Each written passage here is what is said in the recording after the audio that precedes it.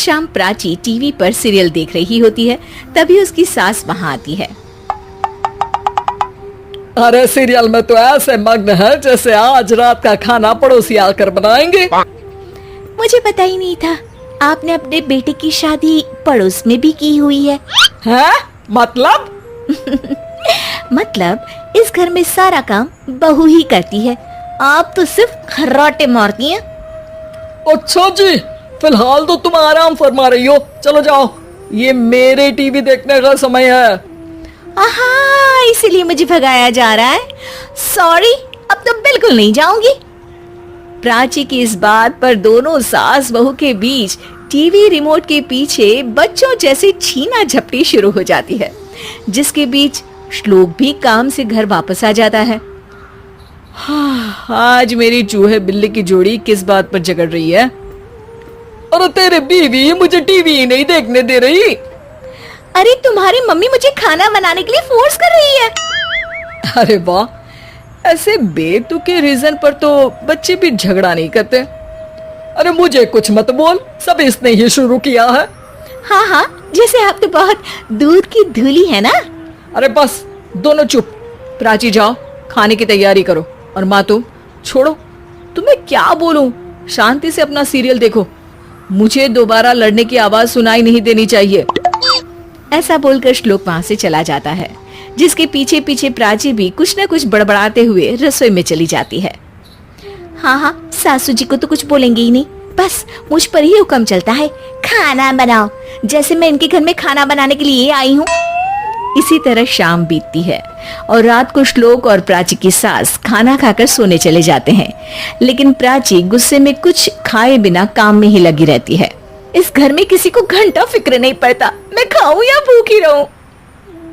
प्राची कुछ देर के लिए रसोई से बाहर जाती है और जैसे ही वापस आती है तो वहां दूध का भरा ग्लास देखकर हैरान रह जाती है। फिक्र पूरी है, बस दिखाना नहीं है। प्राची दूध पीकर सोने चली जाती है और अगली सुबह एक बार फिर सास बहू का कार्टून नेटवर्क स्टार्ट हो जाता है। ये तुमने ही किया है। अरे अजीब जबरदस्ती है, मैं बोल रही हूँ मैंने कुछ नहीं किया। दोनों ने मिलकर पूरे घर को पागल खाना बनाया हुआ है। यहाँ कोई नॉर्मल इंसान तो रह ही नहीं सकता, इसीलिए अब पड़ोसी क्या रिश्तेदार भी घर आने से कतराते हैं।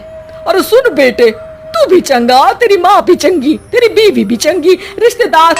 हाँ जी, आपको नहीं पता क्या, गंगाधर ही शक्तिमान है, रिश्तेदार ही। हाँ हाँ, बस समझ गया।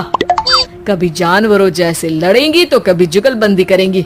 भाई मैं आप दोनों के बीच में नहीं फंसना चाहता।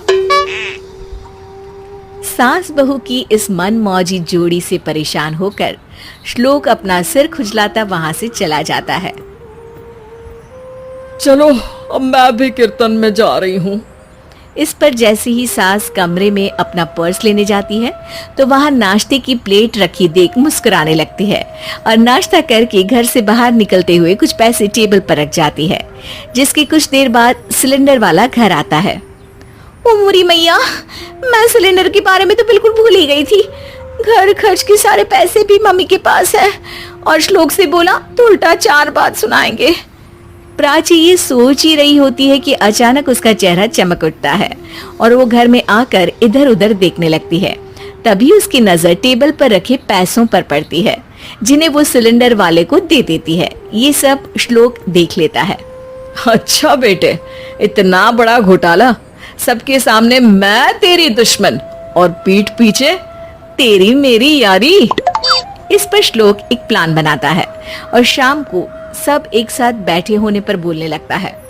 माँ, तुम दोनों की बहुत लड़ाई होती है, इसलिए मैं सोच रहा हूँ कि प्राची को उसके घर छोड़ाऊं, इससे वो भी खुश रहेगी और तुम भी।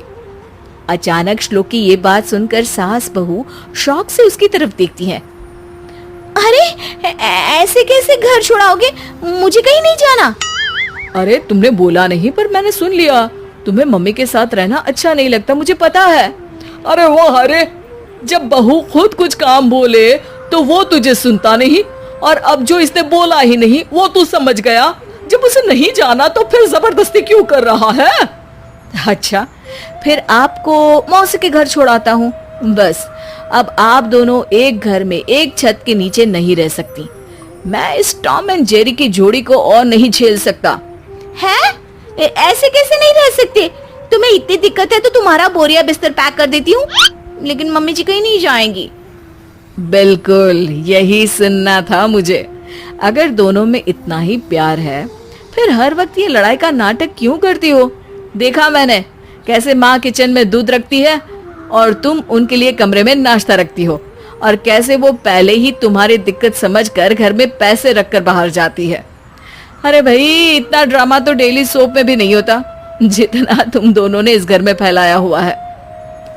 तू हमें टॉम एंड जेरी बोलता है ना, तो याद कर वो दोनों भी एक दूसरे को बाहर वालों की बुरी नजर से बचाने के लिए हमेशा सबके सामने लड़ते थे, लेकिन अकेले में दिक्कत के समय मदद भी तो करते थे।